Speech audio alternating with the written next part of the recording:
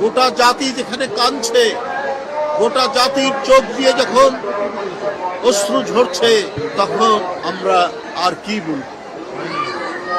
কেন এটি হয়েছে? কেন পরশুদিন সারা ঢাকা শহর মানুষের জনস্রোত জানা যায় আসার যে দৃশ্য আমরা দেখেছি, এটি তো অভূতপূর্ব। আল্লাহ তাকে মহিমান্বিত করেছেন, গৌরবান্বিত করেছেন।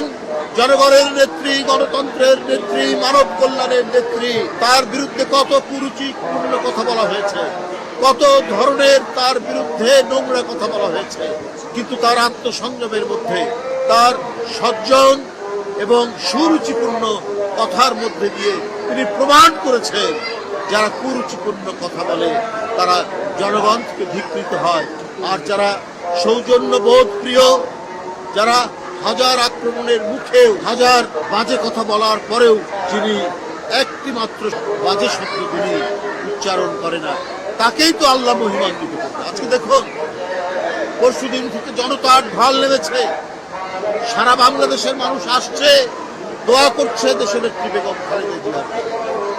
তাই বন্ধুরা আমার, আমি শুধু এইটুকু কথাই বলতে চাই, জাতীয়তাবাদী মহিলা দল আজকে তারা দোয়া করেছেন, শ্রদ্ধা জানিয়েছেন।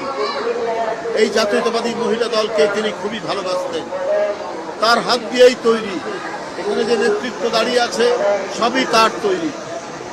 তাই বন্ধুরা আমার, বেগম খালেদা জিয়া যে আদর্শ, যে নৈতিকতা, যে অঙ্গীকার জনগণের কাছে দিয়েছিলেন, তার যে রেখে যাওয়া আদর্শ, সেই আদর্শ এত উঁচু মাত্রার নৈতিক বৈশিষ্ট্য ধারণ করে আমরা সেই পথ ধরে, তার দেখানো পথ ধরেই আমরা এগিয়ে যাব।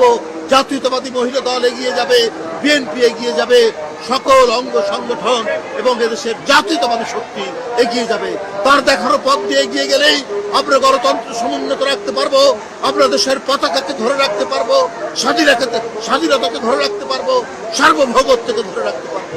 সুতরাং তিনি যে প্রেরণা, তিনি যে নিজে যন্ত্রণা সহ্য করে, অত্যাচার সহ্য করে তিনি তার পতাকাকে উড্ডীন রেখেছিলেন, সেই দৃষ্টান্তই আমরা অনুসরণ করে আমরা এগিয়ে যাব। এবং তার জ্যেষ্ঠ পুত্র, বিএনপির ভারপ্রাপ্ত চেয়ারম্যান জনাব তারেক রহমান, তার যে পতাকা তিনি হাতে নিয়েছেন, তার মায়ের প্রদর্শিত পথ ধরেই তিনি এগিয়ে নিয়ে যাবেন এই দেশকে নতুন সম্ভাবনার দিকে, নতুন দিগন্তের দিকে। আমরা সেই দিগন্তের দিকে এগিয়ে যাব যার জন্য প্রায় 46 বছর লড়াই করে গেছেন, নিরন্তর লড়াই করে গেছেন, নিরন্তর সংগ্রাম করে গেছেন বেগম খালেদা জিয়া।